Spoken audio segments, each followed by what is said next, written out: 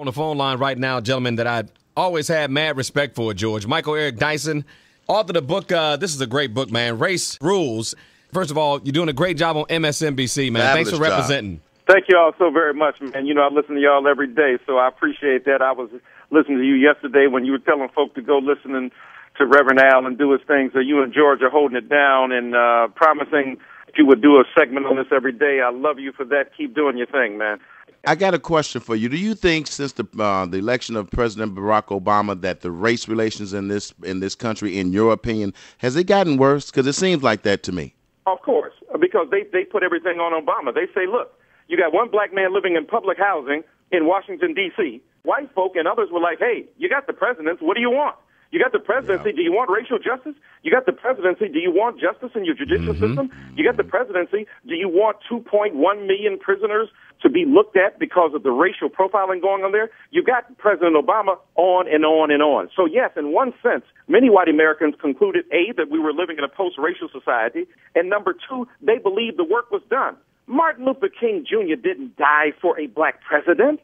Fannie Lou Hamer didn't march for a black president. James Baldwin didn't write brilliantly for a black president. Frederick Douglass didn't agitate for a black president. A black president is great, but it is not the summum bonum. It's not the be-all and end-all of our existence. It is a magnificent symbol. It's a proud and great fact that an intelligent, articulate black man is in the White House, but he gets Trayvon Martin, too.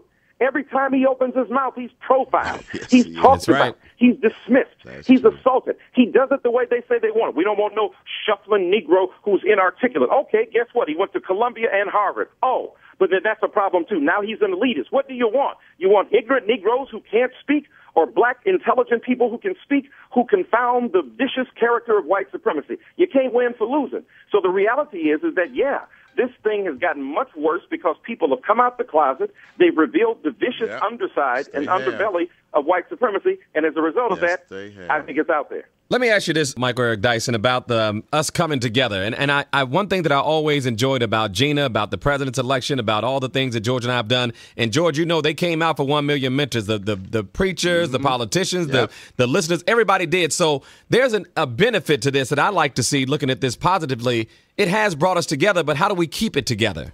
Well, we've got to, as Reverend Jackson said, Reverend Sharpton has said, many others, we've got to move from a moment to a movement. And that means that we have to take it upon ourselves to understand what this reveals. Because this is much more than the tragedy of a kid with Skittles and Arizona tea getting killed. This is about the standalone law that is viciously unjust. This is about how our children are shuttled into trade school as opposed to pre-college curricula. This is about the failure of black people to step up and represent with their own kids. And let me tell you something else that black people don't want to hear as well. This may be controversial. All this stuff we go around talking about, kids, pull your britches up. And I got a son, and I told him, look, when you go to school, you know, and you go to job, trying to get a job, pull your britches up so you can look like you got some sense. I'm not judging him that wearing his pants, halfway down his behind is a moral problem. Now, it's a generational conflict, but many black people have over-invested in outlawing the clothing as opposed to the reality of the children. I've said Lift that. their dreams, and their pants will follow.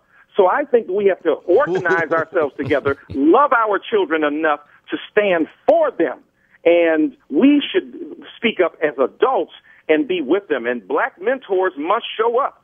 As Susan Taylor, as you, as George, and other people who do this mentoring know, the first person to respond is a white woman, then a white man, then a black woman, and then a black man.